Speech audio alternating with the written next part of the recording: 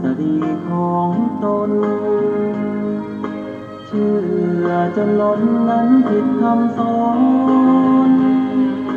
เชื่อรูปลักษณ์นั้นควรสังวรแม้อาจารย์สอนใช่ว่าเชื่อหมดเลย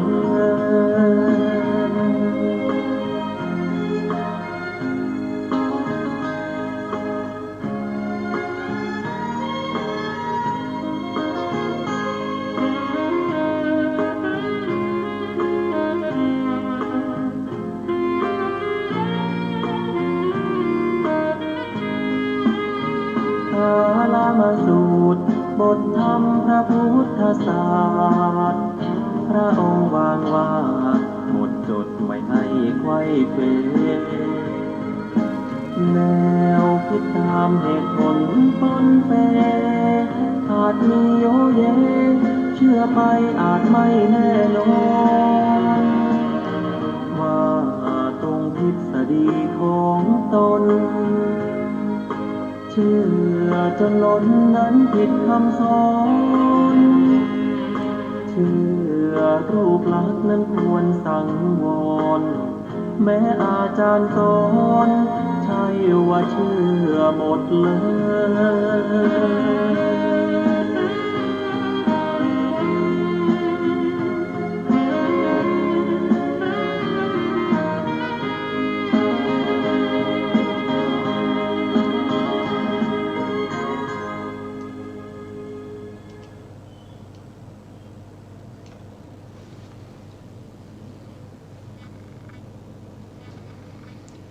พุทธังสรณังกัจฉามิ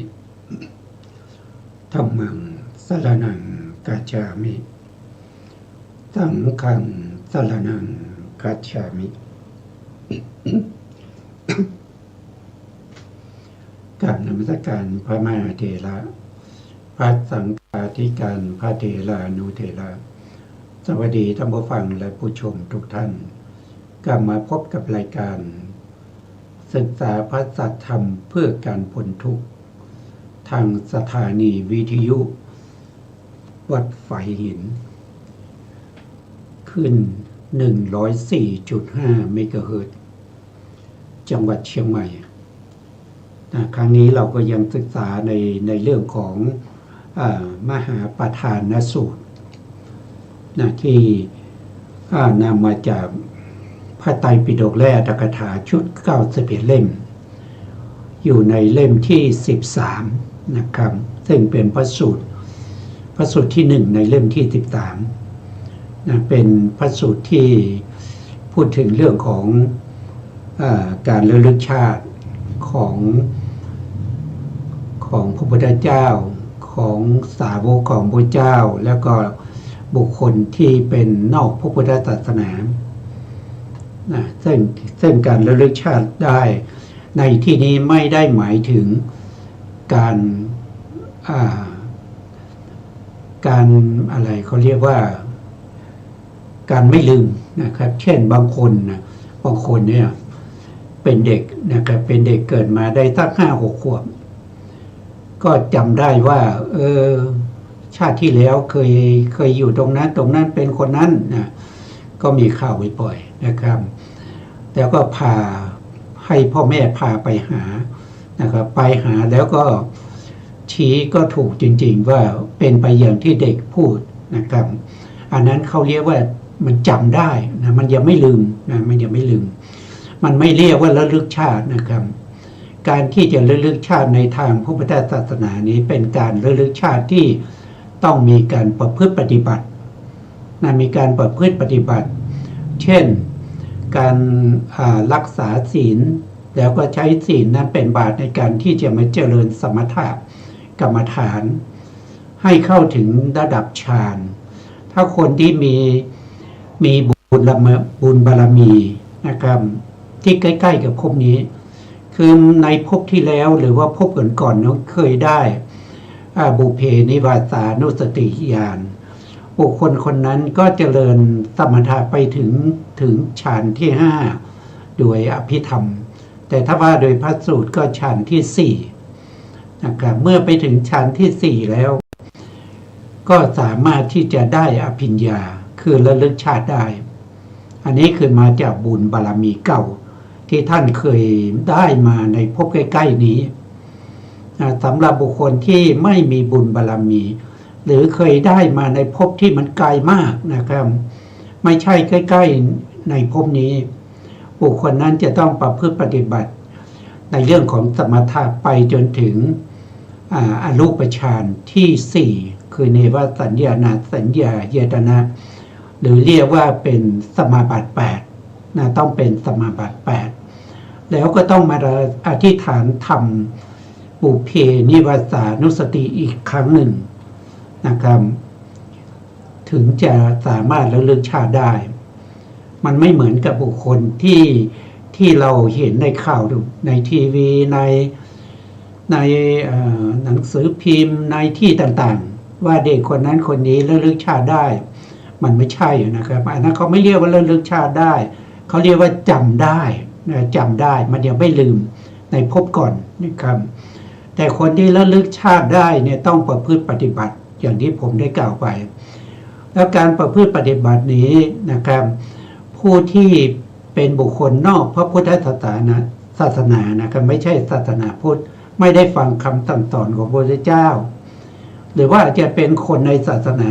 พุทธนี่แหละแต่ไม่เคยฟังธรรม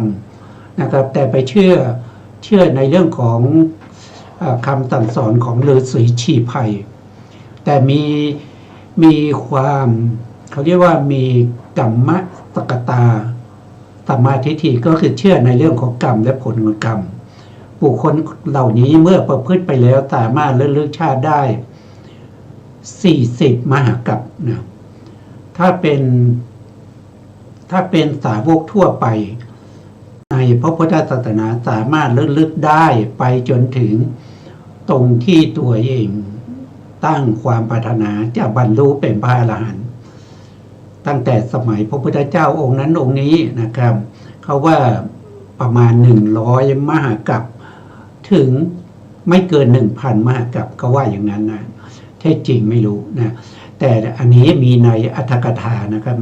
อยู่ในชั้นอัตถกถา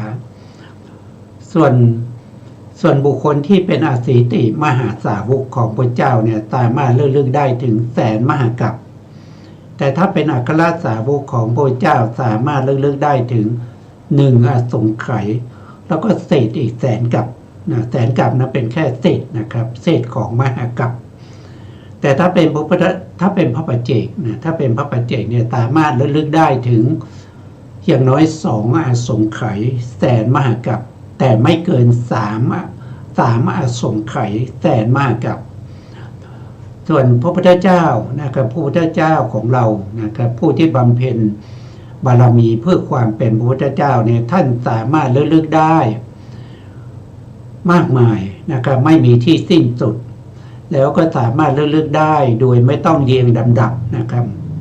ถ้าเป็นบุคคลอื่นก็ต้องเรียงลำดับมาจากภพนี้ไปภพที่แล้วแล้วก็ไปภพถัดไปอย่างนี้นะครับใน40 มหากัปต้องเรียงกันไปเรื่อยๆนะครับกระโดดข้ามไม่ได้นะอย่างเราระลึกชาติใดในชาตินี้เราจะโดดไปเมื่อชาติที่4ที่5ที่ผ่านมาอย่างนี้ไม่ได้นะต้องระลึกไปทีละชาติก็คือระลึกไปในชาติที่แล้วว่าเป็นใครอยู่ที่ไหนชื่ออะไรพ่อแม่คือใครมีอาหารมีฐานะเป็นอยู่อย่างไรแล้วถึงจะไปในภพที่3ภพที่4ไปเรื่อยๆนะครับอันนี้คือนอกพระพุทธศาสนาเพราะฉะนั้นนอกพระพุทธศาสนาเนี่ยสามารถระลึกได้แค่40 มหากัปเนี่ยเมื่อระลึกไปจนถึงในภพภูมิที่ตัวเองเคยเป็นอสัญญาสัตตภูมิอสัญญาสัตตภูมินั้นมีอายุถึง500 มหากัปเพราะฉะนั้นบุคคลเหล่านี้จะไม่สามารถระลึกผ่านจากอสัญญาสัตตภูมิไปได้เพราะระยะเวลามันยาวนะครับมันยาวมากก็ระลึกไปผ่านไปไม่ได้เพราะฉะนั้นบุคคลเหล่านี้ถ้าระลึกชาติได้อย่างนี้จะทำให้เป็นมิจฉาทิฏฐิได้ง่ายโดยคิดว่ามีแต่ภพที่เราเริ่มต้นมาตั้งแต่อสัญญาสัตตภูมิแล้วก็มาอยู่ในภพนี้ ภพอื่นไม่มีนะมีเฉพาะอาสันกับภพนี้เท่านั้นนะอันนี้เป็นมิจฉาทิฏฐินะถ้ายึดอย่างนี้แล้วก็ติดอยู่อย่างนี้แก้ไขไม่ได้อันนี้เขาเรียกว่าเป็นนิยตามิจฉาทิฏฐิเพราะเป็นนิยตามิจฉาทิฏฐิบุคคลนั้นเมื่อตายแล้วก็แก้ไม่ได้ก็ต้องไปนรกทันทีนะไม่มีอะไรห้ามได้ในภพต่อไปต้องไปนรกแต่จะไปอยู่ในส่วนมากแล้วก็ไปอยู่ในมหาเวจีนรกนะครับซึ่งเป็นนรกที่ต่ำที่สุดกว่าจะขึ้นมานะครับกว่าจะขึ้นมาถึงนรกที่ใกล้ๆกับภูมิของมนุษย์ก็นับระยะเวลาไม่รู้ว่าจะเอาอะไรมาเปรียบเทียบนะครับมันนานนะครับมันนานมากนะครับเพราะฉะนั้นก็เพื่อจะให้เราทั้งหลายที่เป็นชาวพุทธเนี่ยได้เข้าใจว่าการระลึกชาติเนี่ยมันมีหลายอย่างมันมีหลายประเภทนะจำได้แจกแจงไปตามแต่ฐานะตามแต่โอกาสของแต่ละบุคคลนะครับไม่ใช่การจำชาติเก่าได้นะการระลึกชาติต้องประพฤติปฏิบัติตามวิธีการตามความเป็นจริงในการประพฤติปฏิบัติในเรื่องของสมาธิแล้วก็อภิญญานะก็ให้เข้าใจอย่างนี้นะครับเพื่อจะได้เป็นชาวพุทธที่รู้คำสั่งสอนของพระเจ้าไม่ใช่ไปนับถือเรื่องอื่นนะครับถ้าไปนับถืออย่างอื่นถ้าไม่ใช่คำสั่งสอนของพระเจ้าแล้วเรามีโอกาสที่จะหลงผิดนะหลงผิดแล้วก็ทำให้วัฏสงสารในเรายาวนานนะไม่มีที่สิ้นสุดนะครับเพราะฉะนั้นผู้ที่หวังปรารถนาความหลุดพ้นปรารถนาความสุขก็ต้องดำเนินไปตามคำสั่งสอนของพระเจ้านะครับอันนี้ก็เรียนท่านผู้ฟังให้เข้าใจนะครับวันนี้ก็เช่นเคยนะครับวันนี้อาจารย์กันดาท่านก็พร้อมอยู่ในรายการแล้วนะครับ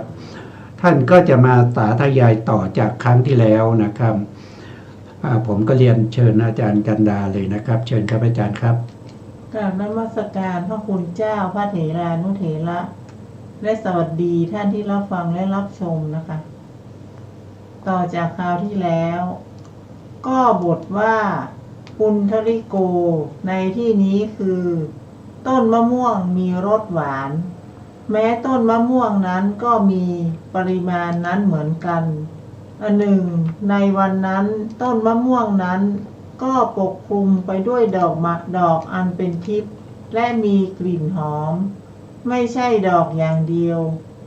ได้มีผลดกด้วยมะม่วงนั้นข้างหนึ่งผลอ่อนข้างหนึ่งผลปานกลางข้างหนึ่งผลยังไม่แก่จัดข้างหนึ่งผลแก่จัดมีรสอร่อยมีโอชะดุดใส่ทิพย์โอชะลงไปห้อยย้อยลงต้นมะม่วงนั้นฉันใดในหมื่นจักรวาลก็ฉันนั้นต้นไม้ที่ออกดอกก็ได้ประดับด้วยดอกต้นไม้ที่ออกผลก็ได้ประดับด้วยผลบทว่าสาโลคือต้นสาระแม้ต้นสาระนั้นก็มีปริมาณนั้นเหมือนกันพึงทราบดอกสิริความเจริญอยู่อย่างนั้นเหมือนกันแม้ในต้นไม้ซึกก็ในนี้เหมือนกันในต้นมะเดื่อไม่มีดอกความงอกงามของผลในต้นมะเดื่อนี้มีในกล่าวแล้วในต้นมะม่วงนั้นแลในต้นไทรก็อย่างเดียวกันในต้นโพใบก็อย่างเดียวกันบัลลังก์ของพระพุทธเจ้าทุกพระองค์อย่างเดียวกันแต่ต้นไม้เป็นอย่างอื่นในบรรดาต้นไม้เหล่านั้นพระพุทธเจ้าทั้งหลายย่อมทรงรู้แจ้งถึงการตรัสรู้กล่าวคือมรรคญาณสี่ณควงไม้ใดๆไม้นั้นท่านเรียกว่าโพธินี้ชื่อว่ากำหนดสถานที่ตรัสรู้ค่ะครับผมครับวันนี้ก็ท่านพูดถึงเรื่องของต้นไม้ประจำพระพุทธเจ้าแต่ละพระองค์นะครับต้นไม้ประจำพระพุทธเจ้าแต่ละพระองค์นี้ไม่เหมือนกันนะครับไม่เหมือนกันอย่างเช่นพระพุทธเจ้าของเรานั้นต้นไม้ประจำพระองค์ก็คือต้นไทรนะครับ มันเป็นต้นไทรแต่เมื่อพระพุทธเจ้ามานั่งตรัสรู้แล้ว ต้นไทรนั้นก็เปลี่ยนชื่อมาเป็นต้นโพนะครับต้นโพนี่ก็เป็นเรื่องของต้นไม้ของแต่ละองค์นะครับบางองค์ก็เป็นต้นมะเดื่อบางคนก็เป็นต้นซีกต้นมะม่วงอะไรพวกนี้นะครับก็ไม่เหมือนกันนะครับ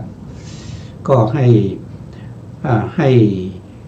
เราเข้าใจว่านะครับพระพุทธเจ้าทุกพระองค์เวลาตรัสรู้ก็ต้องนั่งอยู่ใต้ต้นไม้นะครับต้นไม้ต้นนั้นโดยปกติต้นไม้ต้นนั้นเขาจะเกิดขึ้นนะเขาจะเกิดขึ้นอย่างเช่นพระพุทธเจ้าของเรานะครับต้นไม้ที่พระพุทธองค์นั่งตรัสรู้นั้นเกิดพร้อมกับวันที่พระพุทธเจ้าพระโพธิสัตว์สิทธัตถะเนี่ยประสูตินะครับต้นไทรต้นนั้นก็เกิดขึ้นก็เกิดขึ้นแล้วก็เจริญเติบโตมาจนถึงพระโพธิสัตว์อายุ29นะครับแล้วก็แสวงหาโมกขธรรมแล้วก็ไปนั่งตรัสรู้ในคืนวันเพ็ญเดือน6นะครับเมื่ออายุได้35ปี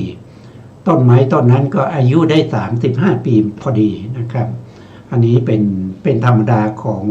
ต้นไม้ประจำพระองค์นะครับต้นไม้ทุกต้นนะครับหลังจากที่พระเจ้านั่งตรัสรู้แล้ว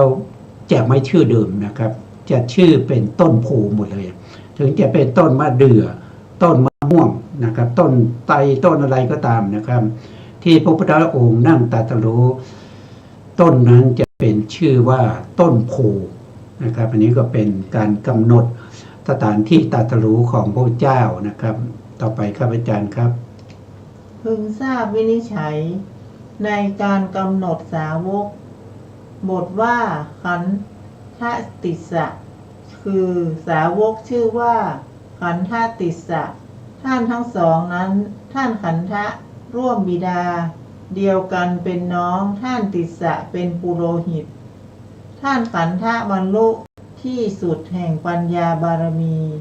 ท่านติสสะบรรลุที่สุดแห่งสมาธิบารมีบทว่าอัคคะอธิบายว่าเป็นผู้สูงสุดเพราะความเป็นผู้มีคุณไม่เหมือนกันผู้ที่เหลือยกเว้นพระผู้มีพระภาคเจ้าพระนามว่าวิปัสสีบทว่าภักทยุกอธิบายว่าชื่อว่าผู้เจริญเพราะความเป็นผู้เลิศบทว่าอภิภูสัมภวะคือสาวกชื่อว่าอภิภูและสัมภวะท่านทั้งสองนั้นท่านอภิภูบรรลุที่สุดแห่งปัญญาบารมีไปสู่พรหมโลกจากอรุณนวดีกับพระผู้มีพระภาคเจ้าพระนามว่าสิขีแล้วแสดงปาฏิหาริย์หลายอย่างแก่พรหมบริษัทแสดงธรรมแผ่ไปทั่วหมื่นโลกธาตุให้มืดมิดแล้วส่องแสงสว่างแก่ผู้ที่เกิดสังเวชว่านี้อะไรกันแล้วอธิษฐานว่าขอให้ชนทั้งปวงจงเห็นรูปของเราและจงได้ยินเสียงของเราดังนี้ได้กล่าว2 คาถาว่าท่านทั้งหลายจงเริ่มได้ดังนี้เป็นต้นให้ได้ยินเสียงท่านสัมภวะได้บรรลุที่สุดแห่งสมาธิบารมีค่ะครับอันนี้ท่านก็อธิบายถึงเรื่องของอัครสาวกนะครับอัครสาวกของพระเจ้านะครับพระขันธะอันนี้เขาเป็นอัครสาวกเบื้องขวาของพระพุทธเจ้าวิปัสสีนะครับซึ่งเป็นผู้เลิศในเรื่องของปัญญาเขาเป็นน้องนะครับเขาเป็นน้องของพระโพธิสัตว์นะครับแต่คนละมารดากันนะครับพระพุทธเจ้าเนี่ยทุกพระองค์นะครับเมื่อประสูติได้7 วันแล้วนะมารดาของพระพุทธเจ้าทุกพระองค์ก็จะสวรรคตนะครับแล้วจะไปเกิดอยู่ในชั้นดุสิตนะไปเกิดอยู่ในชั้นดุสิต เวลาไปเกิดก็ไปเกิดเป็นเทพบุตรนะไม่ใช่เป็นผู้หญิงนะครับอันนี้ก็เป็นธรรมดาของพุทธมารดาเพราะพุทธมารดาเนี่ยจะเป็นพุทธมารดาได้ต้องสร้างบารมีมาอย่างน้อยที่สุดก็100,000 มหากัปนะครับ100,000 มหากัปแล้วก่อนที่พระโพธิสัตว์จะจุติจากชั้นดุสิต จะจุติจากชั้นดุสิตมาปฏิสนธิในครรภ์เนี่ยพระโพธิสัตว์ท่านจะต้องพิจารณานะครับพิจารณา5 อย่างด้วยกันนะครับก็พิจารณาถึงเมืองที่จะเกิดนะครับเมืองที่จะเกิดว่าเมืองนั้นนะครับมีบัณฑิตมากไหมนะครับเป็นผู้ที่สอนง่ายนะครับเป็นผู้สอนง่ายเป็นผู้ที่สามารถที่รองรับพระธรรมของพระเจ้าได้ไหมนะครับอันที่สองก็พิจารณาถึงพุทธบิดานะครับว่าใครล่ะที่จะสมควรจะเป็นพ่อของพระโพธิสัตว์ในภพสุดท้ายนะครับอันที่สามก็พิจารณาถึงมารดานี้พิจารณาจนถึงอายุด้วยนะครับจนถึงอายุของมารดาว่ามารดานี้จะมีชีวิตอยู่ได้กี่วันหลังจากปรินิหลังจากที่พระโพธิสัตว์ประสูติแล้วนะครับต้องเป็นมารดาที่จะต้องมีอายุไม่เกินกว่า7 วันนะครับเขาจะเป็นอย่างนั้นนะครับพิจารณาแล้วก็พิจารณาถึงเรื่องของทวีปนะครับพิจารณาว่าทวีปทั้ง4ทวีปไหนที่จะเป็นที่เกิดของพระโพธิสัตว์ในภพสุดท้ายในภพสุดท้ายเป็นทวีปไหนแล้วพระพุทธเจ้าทุกพระองค์นะครับต้องเป็นอย่างนี้นะครับก็ต้องเป็นอย่างนี้นะครับแล้วก็พูดถึงพระขันธะนะพระขันธะนี่เป็นน้องของพระโพธิสัตว์แต่ไม่ได้เกิดในท้องเดียวกันนะครับเพราะพระโพธิสัตว์นะที่จะเป็นพระพุทธเจ้านั้นจะต้องอยู่ในท้องไม่มีใครที่จะมาร่วมท้องได้นะครับอันนี้เป็นธรรมดาของพระโพธิสัตว์ในภพสุดท้ายนะส่วนบุคคลที่ชื่อว่าติสะนะติสะนี้ท่านก็เป็นบุตรของปุโรหิตนะครับเมื่อปุโรหิตตายแล้วท่านก็ได้เป็นปุโรหิตแทนนะครับ2 คนนี้ก็เป็นอัครสาวกของพระพุทธเจ้าวิปัสสีนะครับท่านก็ยังกล่าวถึงบุคคลต่อมาก็คือสาวกชื่อว่าพิภูนะครับอันนี้ท่านเลิศในเรื่องของเป็นที่สุดแห่งบารมีที่ไปสู่พรหมโลกนะครับพรหมโลกพรหมโลกเนี่ยก็น่าจะเป็นท่านได้อนาคามีนะครับได้อนาคามีแล้วก็ตายแล้วก็ไปเกิดในสุทธาวาสภูมินะครับต่อไปท่านก็พูดถึงพระพุทธเจ้าสิกขีนะพระเจ้าสิกขีกับพระพุทธเจ้าเวสสภูเนี่ยอยู่คนละกัปกันนะครับห่างกันเท่าไหร่นะครับก็พระพุทธเจ้าวิปัสสีเนี่ยนับจากที่เราอยู่ตรงนี้ถอยไปเป็นกัปที่91นะ91แต่พระพุทธเจ้าสิกขีเนี่ยถ้านับถอยจากพัทธกัปนี้ไปก็เป็นกัปที่31มันห่างกันตั้ง60 มหากัปนะใน60 มหากัปนี้ไม่มีพระพุทธเจ้าเลยนะโลกทั้งจักรวาลนะครับตั้งอยู่60 มหากัปนะครับเกิดดับไปเรื่อยๆไม่มีพระพุทธเจ้าเลยนั่นแสดงว่าพระเจ้านี้เกิดยากนะเกิดยากมากนะครับเพราะฉะนั้นที่เราได้มาเกิดในพัทธกัปนี้นะครับมีพระเจ้าถึง5 พระองค์เพราะฉะนั้นเราก็อย่าพลาดนะเราก็อย่าพลาดตอนนี้พระพุทธเจ้าองค์ที่4แล้วนะอย่าพลาดก็คือหมายถึงว่าเราก็ควรที่จะศึกษาทรงจำหรือตรัสรู้ตามพระพุทธเจ้าองค์ใดองค์หนึ่งนะตอนนี้ยังเหลืออยู่คำสั่งสอนของพระเจ้าศรีสักยมุนีโคตมะแล้วก็ยังเหลือพระพุทธเจ้าอีก1 พระองค์นั่นคือพระศรีอริยเมตไตรที่จะมีต่อไปนะครับวันนี้ก็ให้พวกเราสร้างบารมีเพื่อจะได้ตรัสรู้ธรรมในโอกาสข้างหน้าต่อไปนะครับต่อไปครับอาจารย์ครับเชิญครับบทว่าโสนุตระ คือพระสาวกชื่อว่าโสนะและพระอุตตระในท่านทั้งสองนั้นท่านโสนะบรรลุปัญญาบารมี ท่านอุตตระบรรลุสมาธิบารมี บทว่าวิทูรสัญชีวะคือ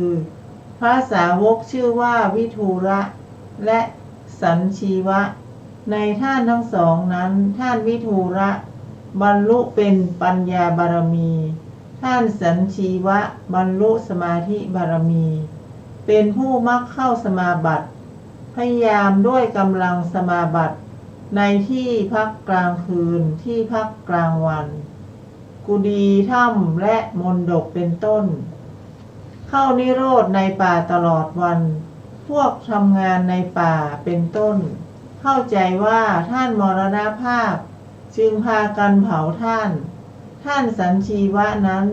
ครั้นออกจากสมาบัติตามกำหนดห่มคลุมเข้าไปยังบ้านเพื่อบิณฑบาตอาศัยเหตุนั้นแลชนทั้งหลายรู้จักท่านว่าท่านสัญชีวะดังนี้บทว่าปิโยสุตระคือพระสาวกชื่อว่าพิยะโสยะพิยะโยสะและอุตตระ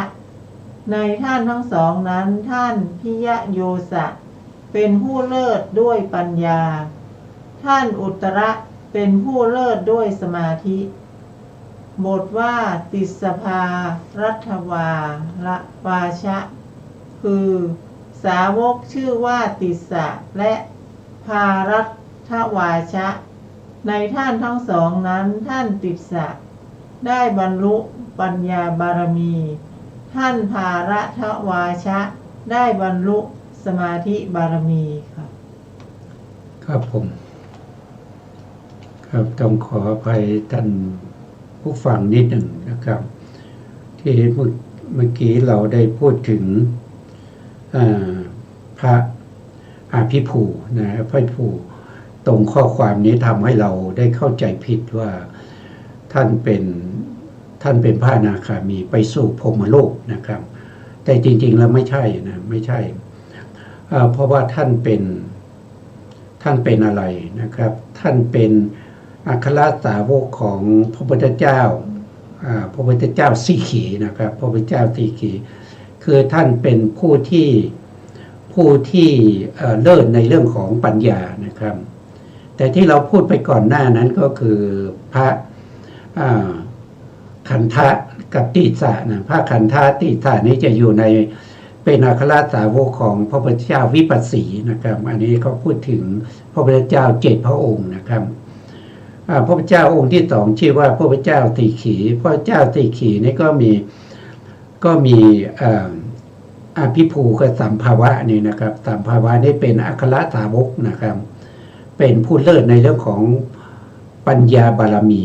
นะครับก็คือได้แก่อภิภูนะครับสัมภาวะนี่ท่านก็เป็นผู้เลิศในเรื่องของสมาธิเรื่องของฌานนั่นก็คือเรื่องของปาฏิหาริย์นะครับอันนี้ต้องเปลี่ยนนิดหนึ่งนะครับเข้าใจผิดนิดหนึ่งนะต่อมาก็จะเป็นพระพุทธเจ้าองค์ต่อมานะครับองค์ที่1คือพระพุทธเจ้าวิปัสสีใช่ไหมครับ2ก็คือได้แก่พระพุทธเจ้าสิกขี3ก็คือได้แก่พระพุทธเจ้าเวสสภูนะครับเวสสภูท่านก็บอกว่านะครับโสนุตละนะครับอันนี้เป็นอัครสาวกชื่อว่าโสนะแล้วก็พระอุตตระเนี่ยพระโสนะนี่เป็นผู้เลิศในเรื่องของปัญญาบารมีนะครับส่วนพระอุตตระนี่เป็นผู้บรรลุสมาธิบารมีอันนี้คือท่านมีอะไรมีอิทธิฤทธิ์นะเป็นผู้เลิศในเรื่องของฤทธิ์นะครับส่วนพระโสนะท่านก็เป็นผู้เลิศในเรื่องของปัญญานี่ก็เป็นพระพุทธเจ้าเวสสภูนะครับต่อไปก็จะเป็นพระพุทธเจ้าในภัตตกัปนี้นะในภัตตกัปนี้นะครับก็คือกับที่91เนี่ยมีพระเจ้า1 พระองค์ก็คือได้แก่พระพุทธเจ้าวิปัสสีนะต่อมาในกับที่31นะมีพระเจ้า2 องค์ ก็คือพระพุทธเจ้าติขีกับพระพุทธเจ้าเวสสภูนะครับต่อมาก็จะเป็นในภัตตกรรมนี้มีพระพุทธเจ้า5 พระองค์นะองค์แรกก็จะพระนามว่าพระพุทธเจ้ากักกุสันโธนะกักกุสันโธกักกุสันทะเนี่ยนะครับก็จะมีอัครสาวกนะคนหนึ่งนะคนแรกก็ชื่อว่าวิทุระนะวิทุระนี่เป็นผู้เลิศในเรื่องของปัญญาส่วนองค์ที่สองนะครับก็ตันชีวะนี่เป็นผู้เลิศในเรื่องของฤทธิ์นะอันนี้เป็นอัครสาวกของพระพุทธเจ้ากักกุสันโธนะครับต่อมาก็จะเป็นพระพุทธเจ้าโกนาคามนะนะโกนาคามนะก็มีอัครสาวก2 พระองค์นะองค์แรกเลิศในเรื่องของปัญญานะครับชื่อว่าพิยะโสนะพิยะโสสะนะอีกองค์หนึ่งก็ชื่อว่าอุตตระนะพิยะโสสะนี่ท่านเป็นผู้เลิศในเรื่องของปัญญานะครับอุตตระนี่ก็จะเป็นผู้เลิศในเรื่องของสมาธิหรืออิทธิฤทธิ์นะต่อมาก็จะเป็นอัครสาวกของพระเจ้ากัสสปะนะพระเจ้ากัสสปะซึ่งเป็นพระพุทธเจ้าองค์ที่อุบัติขึ้นก่อนพระพุทธเจ้าของเรานะครับก็มีอัครสาวก2 องค์นะครับก็คือได้แก่ติสสะเป็นผู้เลิศในเรื่องของปัญญาและอีกองค์หนึ่งก็คือภาละวาชะนะภาละวาชะที่เป็นผู้เลิศในเรื่องของฤทธิ์นะส่วนต่อมาเราก็จะพูดถึงอัครสาวกของพระพุทธเจ้าศรีสักยมุนีโคตมะหรือพระพุทธเจ้าของเราต่อไปนะครับเราก็จะฟังอาจารย์ท่านสาธยายต่อครับเชิญครับอาจารย์ครับบทว่าสารีปุตตโมคคัลลานะ คือพระสาวกชื่อว่าสารีบุตรและโมคคัลลานะในท่านทั้งสองนั้นท่านสารีบุตรได้เป็นผู้เลิศในทางปัญญาท่านโมคคัลลานะได้เป็นผู้เลิศในทางสมาธินี้ชื่อว่ากำหนดคู่อัครสาวกพึงทราบวินิจฉัยในการกำหนดการประชุมสาวกการประชุมครั้งแรกของพระผู้มีพระภาคเจ้าพระนามว่าปัสสีได้ประกอบด้วยองค์4คือภิกษุทั้งหมดเป็นเอหิภิกขุภิกษุทั้งหมดมีบาทและจีวรบังเกิดด้วยฤทธิ์ภิกษุทั้งหมดไม่ได้นัดหมายกันมาอันหนึ่งภิกษุเหล่านั้นมาประชุมกันในวันอุโบสถขึ้น15 ค่ำลำดับนั้นพระศาสดานั่งประทับจับพัดยังภิกษุให้ลงอุโบสถทั้ง2 ครั้งที่3กันในนี้แลในการประชุมทั้งหมดของพระพุทธเจ้าทั้งหลายที่เหลือก็เป็นอย่างนั้นแต่ว่าพระผู้มีพระภาคเจ้าของเราทั้งหลายได้มีการประชุมในปฐมโพธิการเท่านั้นเพราะเหตุใดพระสูตรนี้ท่านกล่าวไว้แล้วในภาคอื่นเพราะฉะนั้นท่านจึงกล่าวว่าดูก่อนภิกษุทั้งหลายการประชุมสาวกของเราในบัดนี้ให้มีหนเดียวดังนั้นการประชุมจึงจบค่ะครับผมอันนี้ก็พูดถึงในเรื่องของ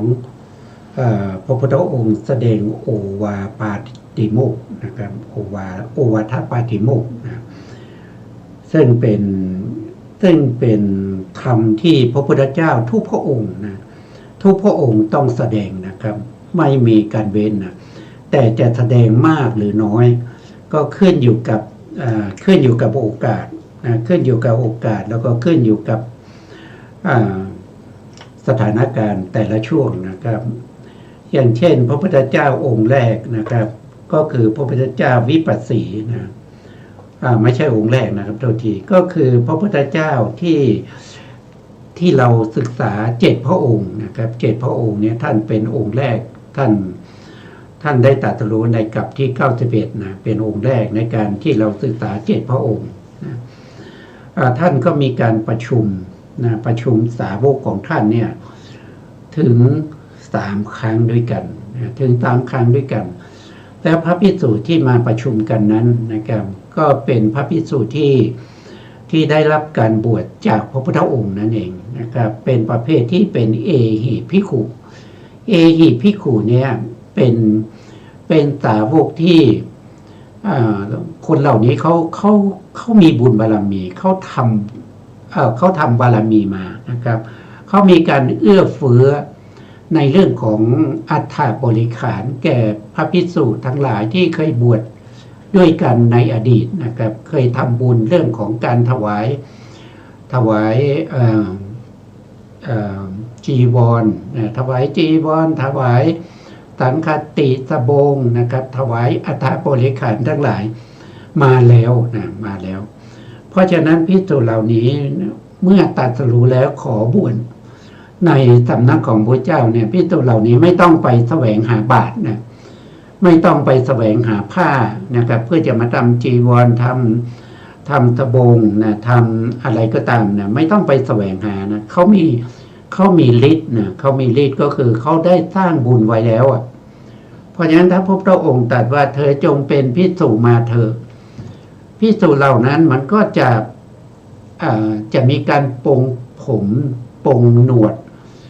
แล้วก็มีผ้ากาสายะนุ่งห่มมีอัฐบริขารพร้อมเพียงกันเลยในทันทีนั้นนะครับอันนี้เกิดจากบุญที่เขาได้ทำไว้นะ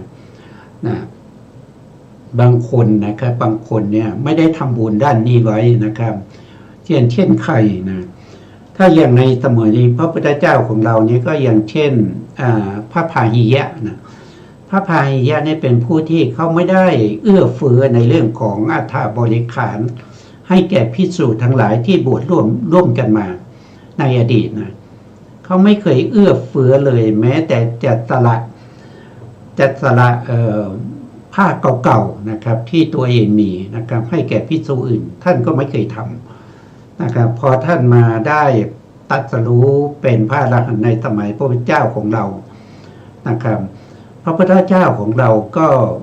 คือท่านเป็นคนที่ตรัสรู้เร็วที่สุดนะเป็นเอกทัคคะในเรื่องของการตรัสรู้เร็วที่สุดในบรรดาสาวกทั้งหลายเร็วกว่าของพระสารีบุตรข้าโมคคัลลานะแต่ท่านก็ไม่ได้บวชด้วยเอหิภิกขุนะเพราะพระองค์ตรวจสอบแล้วว่าบุคคลคนนี้ไม่มีบุญบารมีในเรื่องของอัฐบริขารนะพระองค์จึงตรัสว่าเธอจะบวชเนี่ยบาตรของเธอมีหรือยังนะครับผ้านะครับจีวรสังฆติสบงเนี่ยเธอมีหรือยังอัฐบริขารอื่นๆมีหรือยังนะพระพาหิยะก็ตอบว่ายังไม่มี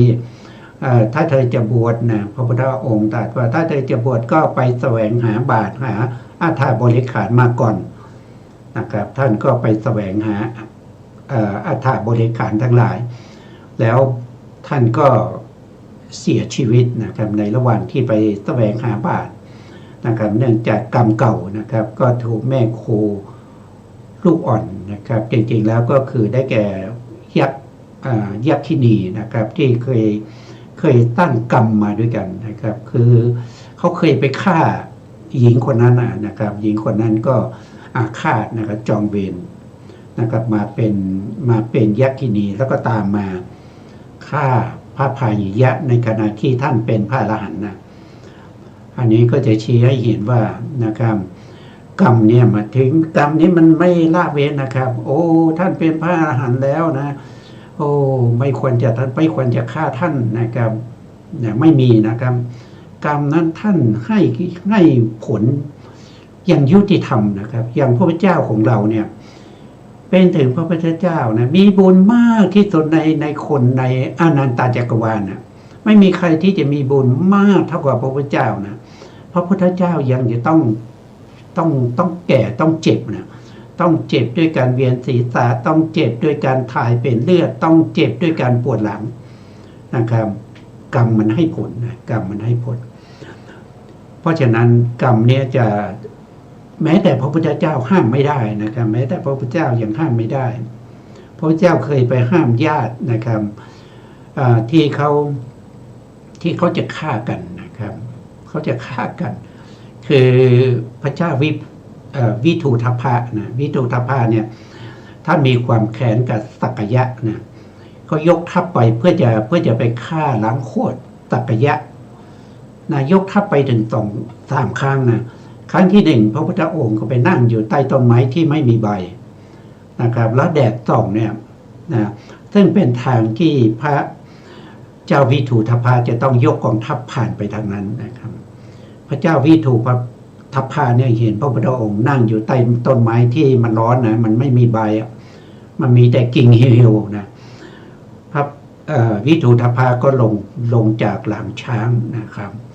เข้าไปหาแล้วกับทูลพระพุทธองค์ให้นิมนต์พระพุทธองค์ให้ไปนั่งต้นไม้ที่มีใบไม้ร่มรื่น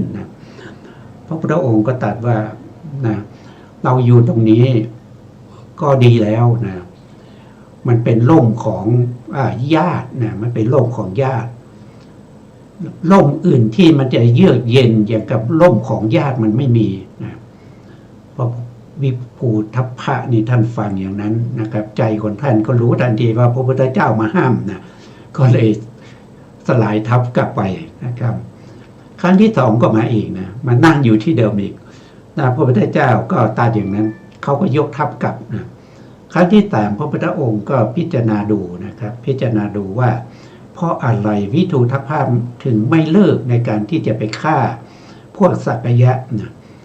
พิจารณาไปพิจารณามาก็เห็นว่าพวกสักยะเนี่ยมันในอดีตชาติเนี่ยเ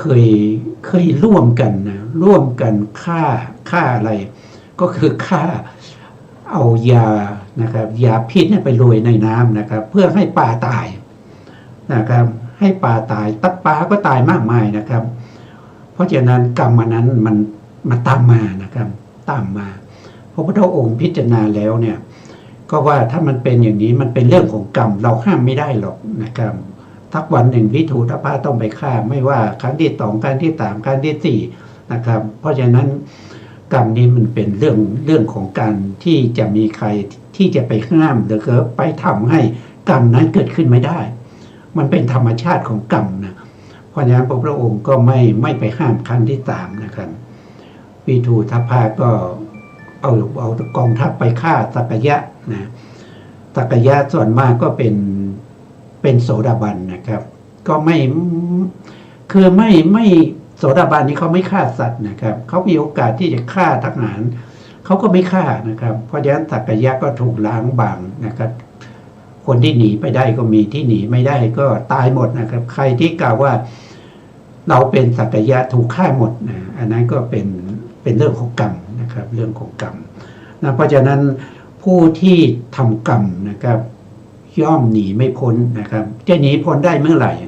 เพราะกรรมที่เราทำไว้ในมากมายนะครับไม่มีใครที่จะชดใช้กรรมหมดต้องเข้าใจอย่างนี้ไม่มีใครที่จะชดใช้กรรมหมดกรรมนั้นจะอโหสิกรรมได้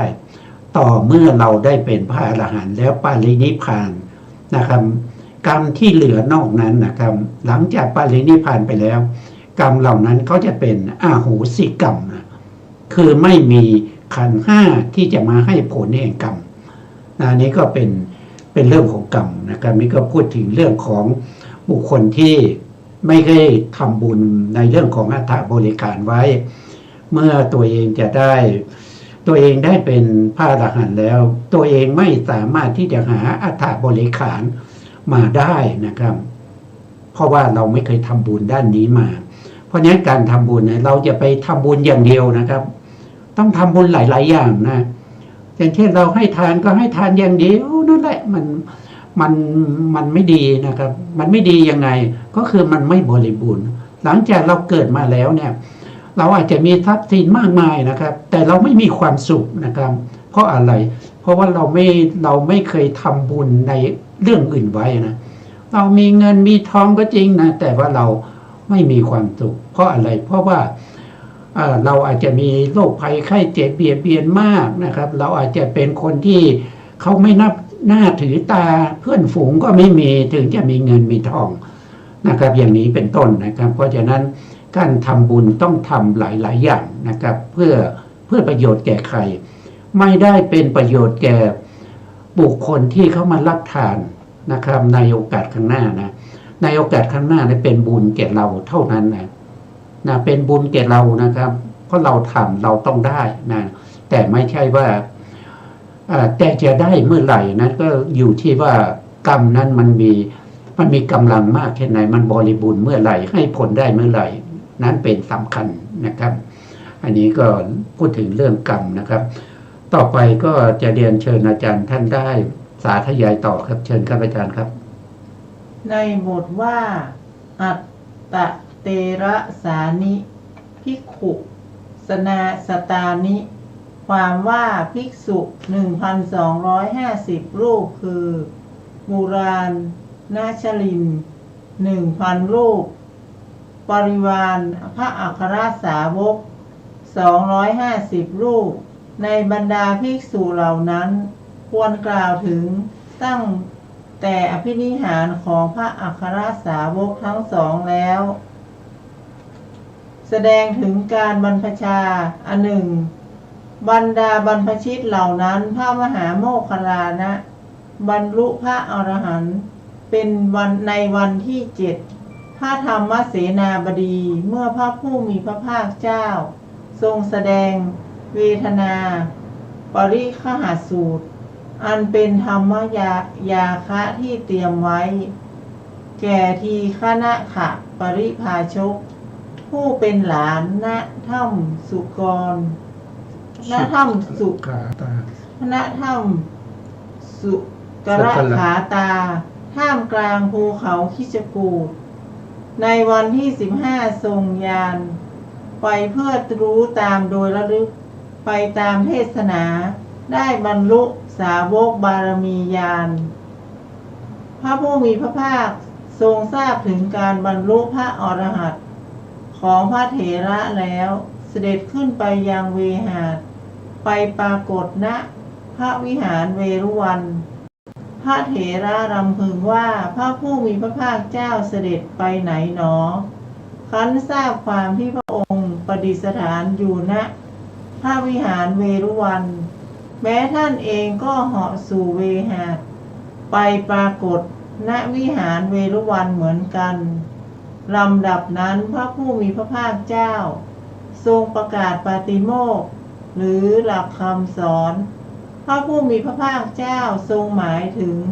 การประชุมนั้นจึงตรัสว่าภิกษุ 1,250 รูปเป็นต้นนี้คือกำหนดการประชุมของพระสาวกพึงทราบวินิจฉัยในการกำหนดอุปถากต่อไปบทว่าพระอานนท์ท่านกล่าวหมายถึงความที่พระอานนท์เถระเป็นอุปถากประจำเพราะว่า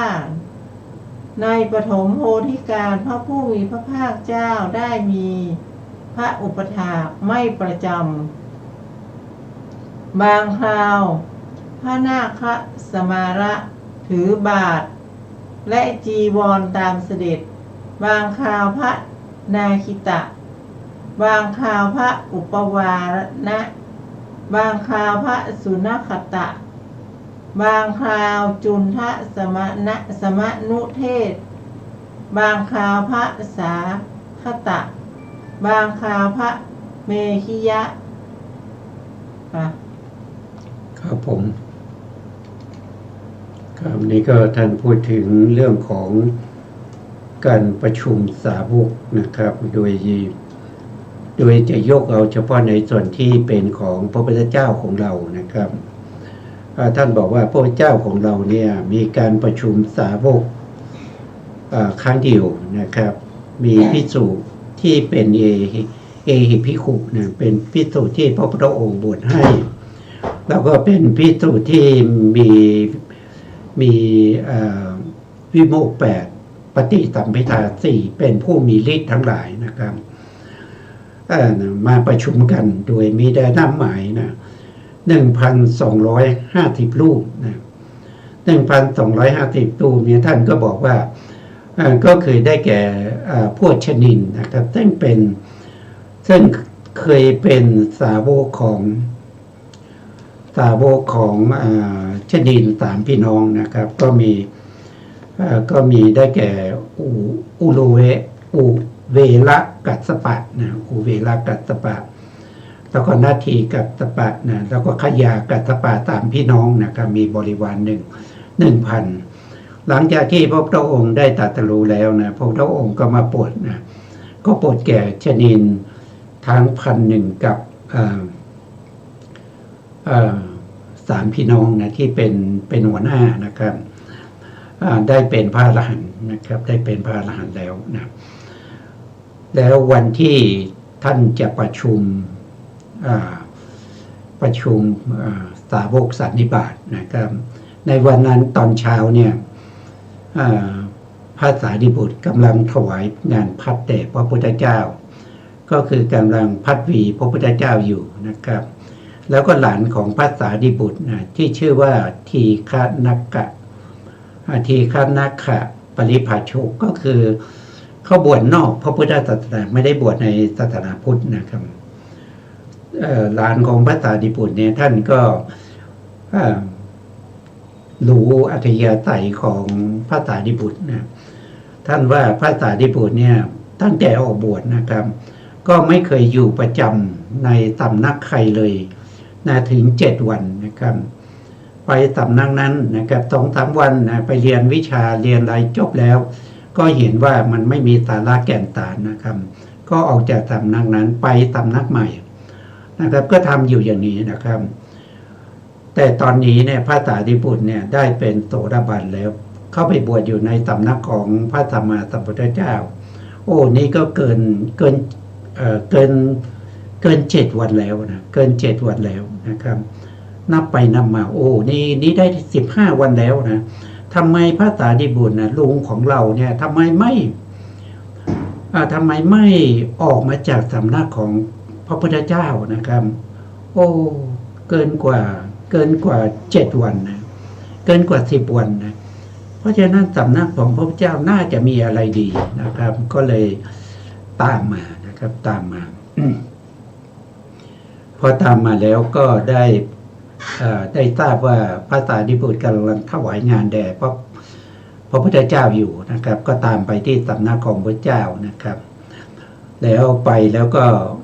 เห็นพระสารีบุตรกำลังพัดวีแด่พระพุทธเจ้านะครับก็คิดในใจว่าโอ้ลุงของเราไม่ใช่เป็นคนธรรมดานะมีปัญญามากนะครับยังต้องมาทำงานพัดแด่พระพุทธเจ้านะครับโอ้พระพุทธเจ้าเนี่ยเป็นผู้ยิ่งใหญ่จริงๆนะครับก็เลยถามปัญหาพระพุทธเจ้านะพระพุทธเจ้าก็บอกว่าปัญหานั้นก็เอาไว้ก่อนนะเธอจงฟังนะทำที่เราจะแสดงให้ฟังนะครับเธอต้องตั้งใจนะครับฟังให้ดีนะแต่พระพุทธองค์ก็แสดงในเรื่องของเวทนานะครับว่าเวทนา3นะพระพุทธองค์แสดงถึงอย่างเช่นสุขเวทนาเกิดขึ้นนะครับในขณะก็มีแต่สุขอย่างเดียวนะครับมันไม่มีทุกข์มันมีอุเบกขามาเจือปนนะไม่มีทุกข์ไม่มีอุเบกขามาเจือปนในขณะที่เรามีทุกข์นะครับทุกขเวทนากำลังเกิดในขณะนั้นเราก็เสวยเฉพาะทุกขเวทนามันไม่มีสุขเวทนาหรืออุเบกขาเวทนามาปะปนนะครับเพราะแสดงธรรมนี้จบนะพระสารีบุตรซึ่งกำลังถวายงานพัดอยู่นะก็ปล่อยจิตไปตามคำเทศนาของพระเจ้านะครับจากที่เป็นโสดาบันก็สามารถบรรลุเป็นพระอรหันต์ในขณะนั้นได้นะส่วนหลานของพระสารีบุตรนั้นก็บรรลุเป็นโสดาบันนะหลังจากนั้นนะครับพระพุทธองค์ก็เสด็จไปวัดเวรุวันนะครับก็คือไปทางอากาศก็เหาะไปนะพระสารีบุตรก็ระลึกว่าตอนนี้พระพุทธเจ้าไปที่ไหนนะครับนะเพราะว่าหลังจากที่ได้ตรัสรู้ธรรมแล้วพระพุทธเจ้าก็พักอยู่ตรงนั้นพักหนึ่งนะช่วงระยะ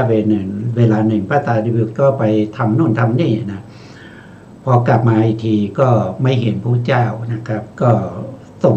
จิตไปนะครับก็เห็นว่าพระเจ้าเนี่ยประทับอยู่ที่วัดเวรุวันนะครับ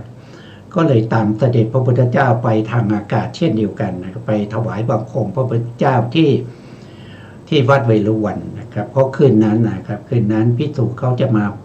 ประชุมกัน 1,250 รูปพระพุทธองค์ก็จะแสดงโอวาทปาติโมกข์นะครับอันนี้ก็เป็น เป็นเรื่องของในสมัยพระพุทธเจ้าของเรานะครับโอ้วันนี้เวลาจะหมดแล้วนะครับเวลาจะหมดแล้วอาจารย์มีอะไรที่จะพูดคุยไหมครับเชิญครับอาจารย์ครับไม่มีค่ะวันนี้ไม่มีเราก็จะต้องยุติรายการแล้วนะครับเพราะว่าเวลาใกล้หมดแล้วนะครับจะพูดอะไรได้ต่อก็คงจะไม่จบนะก็จะไม่จบมันก็เป็นเราก็จะขึ้นเวลาให้ทางสถานีต่อไปนะครับนะเรื่องของพระพุทธศาสนานี่มีมากมายนะครับที่เราจะศึกษากันต่อไปถ้าเรายังมีบุญอยู่เราก็จะศึกษากันไปเรื่อยๆนะครับเท่าที่เราจะสามารถทำได้นะครับนอกจากเราไม่มีบุญเราก็ไม่มีโอกาสได้ศึกษาแล้วนะครับวันนี้เวลาเราหมดแล้วนะเพราะฉะนั้นเราก็จะขึ้นเวลาให้ทางสถานีต่อไปนะครับสุดท้ายนี้นะครับก็ขอกราบขอบพระคุณพระครูสมุทรวิสุวัฒน์วรกิจโจผู้อำนวยการสถานีวิทยุเพื่อการศึกษาพระพุทธศาสนาและวัฒนธรรม FM 104.5 เมกะเฮิรตซ์วัดไฟหินจังหวัดเชียงใหม่นะครับแล้วขอกราบขอบพระคุณพระครูปริยัติยานุศาสตร์ขอบคุณท่านผู้ฟังและผู้ชมทุกท่านนะครับที่ให้เกียรติติดตามรายการศึกษาพระธรรมเพื่อการพ้นทุกข์ครับวันนี้ลาไปก่อนครับสวัสดีครับสวัสดี